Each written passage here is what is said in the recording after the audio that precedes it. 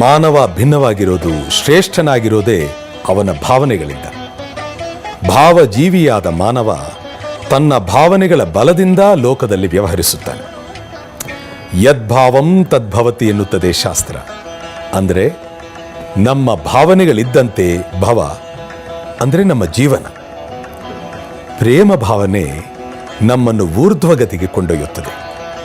ನಾವು ಯಾರಲ್ಲಿ ಯಾವುದರಲ್ಲಿ ಉತ್ಕಟವಾದ ತೀವ್ರವಾದ ಪ್ರೇಮ ಭಾವನೆಯನ್ನು ಹೊಂದಿರುತ್ತೇವೆಯೋ ಅದೇ ಭಾವವಾಗುತ್ತದೆ, ಭಕ್ತಿಯಾಗುತ್ತದೆ.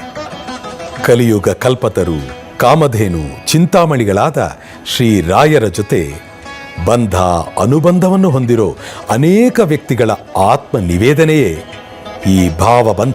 ರಾ ಎನ್ನೆ ರಾಶಿ ದೋಷಗಳೆಲ್ಲ ದಹಿಸುವ, ಘ ಎನ್ನೆ ಘನ ಜ್ಞಾನ ಭಕುತಿ ಇವ, ವೇಂ ಎನ್ನೆ ವೇಗದಿ ಜನನ ಮರಣ ದೂರ, ದ್ರ ಎನ್ನೆ ದ್ರವಿಣಾರ್ಥ ಶ್ರುತಿಪಾದ್ಯನ ಕಾಂಬ.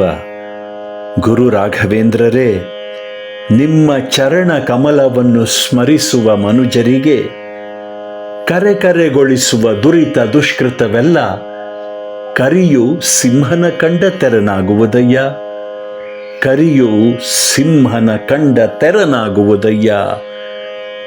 ಗುರು ರಾಘವೇಂದ್ರರೇ, ನಿಮ್ಮ ಚರಣ ಕಮಲವನ್ನು ಸ್ಮರಿಸುವ ಮನುಜರಿಗೆ ಕರೆಗೊಳಿಸುವ ದುರಿತ ದುಷ್ಕೃತವೆಲ್ಲ ಕರಿಯು ಸಿಂಹನ ಕಂಡ ತೆರನಾಗುವುದಯ್ಯ.